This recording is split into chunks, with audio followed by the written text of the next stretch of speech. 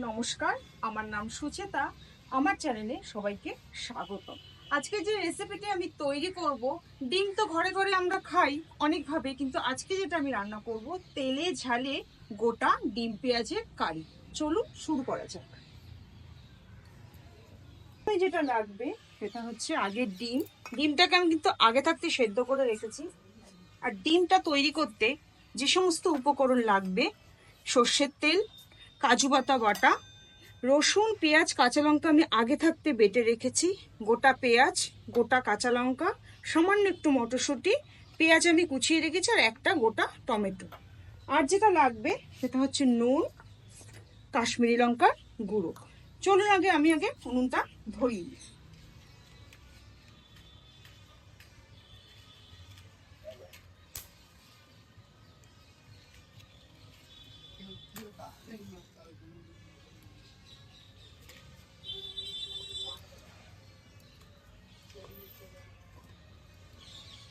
উনুনটা আমার ধরে গেছে, এবার আমি কড়াইটা চাপিয়ে দেবো। কড়াইটা গরম হোক, এই ফাঁকে আমি যে গোটা ডিমগুলোকে আমি সেদ্ধ করে রেখেছিলাম সেগুলো আমি একটুখানি এই চাকু দিয়ে একটু চিড়ে চিড়ে নেব চারিদিকটা।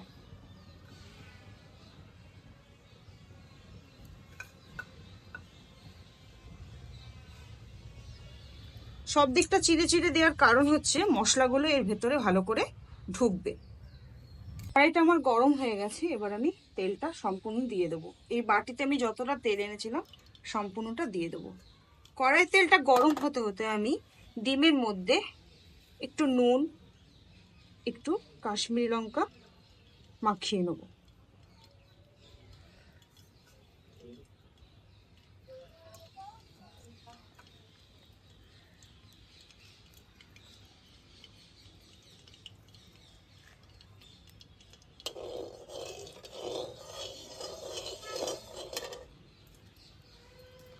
আমার নুন আর কাশ্মীরি লঙ্কাটা মাখানো হয়ে গেছে, এরপর আমি একটু হলুদ গুঁড়ো দিয়ে নেব।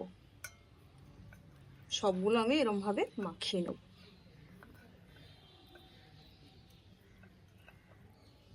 কড়াই তেলটাও কিন্তু আমার গরম হয়ে গেছে, এবার আমি একটা একটা করে ডিম কিন্তু দিয়ে দেবো।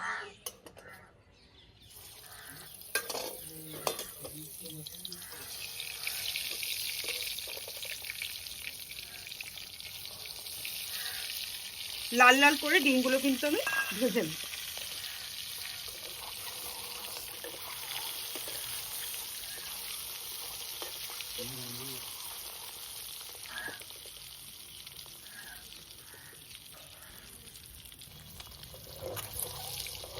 আমার ডিমগুলো দেখুন লাল লাল করে আমার ভাজা হয়ে গেছে, এবার কিন্তু আমি তুলে নেব।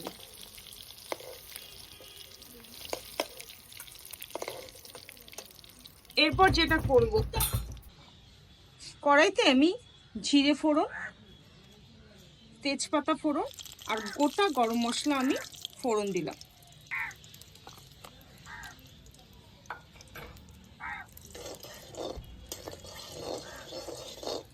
ফোড়নটা একটু ভাজা হোক, তারপর এতে আমি দেব আমার আগে থাকতে কুচোনো একটা গোটা পেঁয়াজ, আমি এর মধ্যে দিয়ে দিচ্ছি।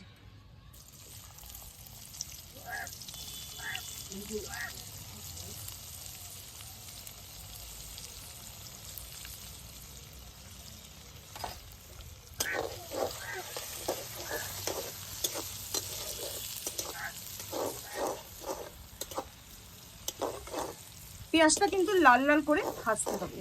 পেঁয়াজগুলো আমার কিন্তু লাল লাল করে ভাজা হয়ে গেছে। এরপর আগে থাকতে বাটা আমার একটা গোটা রসুন, একটা সামান্য মাঝারি সাইজের আদা, 7 থেকে 8টা লঙ্কা বাটা আমি কিন্তু এর মধ্যে মিক্সি মেশিনে কিন্তু বেটে নিয়েছি। এটা সম্পূর্ণ আমি দিয়ে দিলাম। তারপর একটা গোটা টমেটো কেটে রেখেছি, সেটাও কিন্তু আমি দিয়ে দিই। সম্পূর্ণটাকে মিশিয়ে নেব।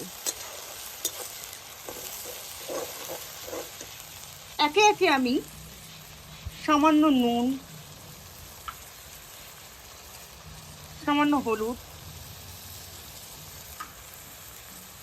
কাশ্মীরি লঙ্কার গুঁড়ো রঙের জন্য আমি দিলাম, এর মধ্যে দিয়ে দেব। এরপর সম্পূর্ণ মিশ্রণটা কিন্তু আমি নাড়িয়ে নেব।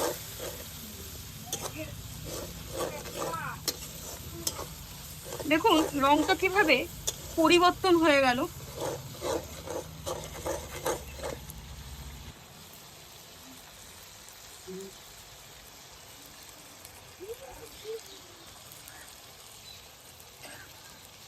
আমার কিন্তু পুরো মশলাটা কিন্তু আস্তে আস্তে কষছে, দেখুন ফুটছে।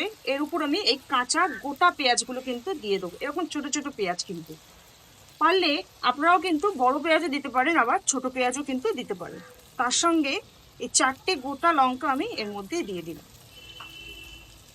মটরশুঁটি পারলেও দিতে পারে, না পারলেও আমি কিন্তু একটু রঙের জন্য মটরশুঁটিগুলো দিলাম। আবার সম্পূর্ণ মিশ্রণটা কিন্তু আমি নেড়ে নেব।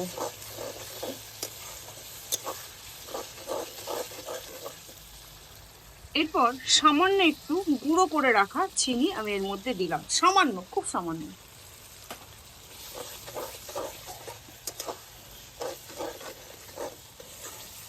এটা 2 মিনিট ফুটুক, তারপর আমি এরপর পরের উপকরণটা দেব। প্রায় কষে এসেছে। এরপর আমি অল্প সামান্য পরিমাণে কাজু বেটে রেখেছিলাম, সেটাও কিন্তু আমি এর মধ্যে দিয়ে দেবো।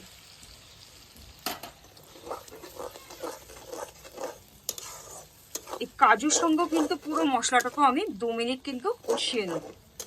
কাজু দেওয়ার পর না কড়াই নিচে একটু লেগে যায়, এরকম বারবার করে একটু নাড়বে। মশলাটা পুরো আমার কষে গেছে। এবার আমি একটা একটা করে ডিম দিয়ে দেবো।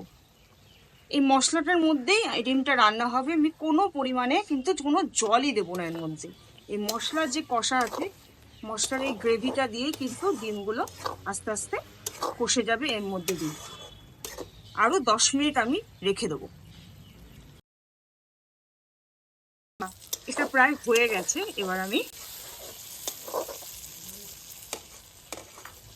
সামান্য একটু গরম মশলা, খুবই সামান্য, মানে তেতো তেতো ভাব লাগবে, খুব সামান্য একটু গরম মশলা দিয়ে আবার আমি এটাকে নাড়িয়ে নেব। এবার এটাকে আমি নামিয়ে দেবো।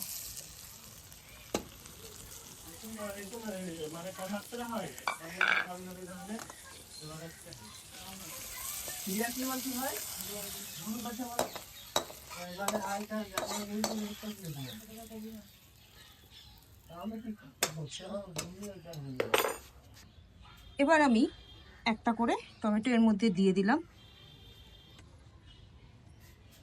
তো আজকে যে রেসিপিটি আমি তৈরি করলাম, তেলে ঝালে গোটা ডিম পেঁয়াজের কারি, আপনারাও কিন্তু বাড়িতে বানিয়ে ফেলবেন চটজলদি। এবং ভালো লাগলে অবশ্যই কিন্তু আমাকে একটা করে কমেন্ট করবেন। লাইক আর সাবস্ক্রাইব করতে কিন্তু ভুলবেন না। সুস্থ থাকবেন, ভালো থাকবেন।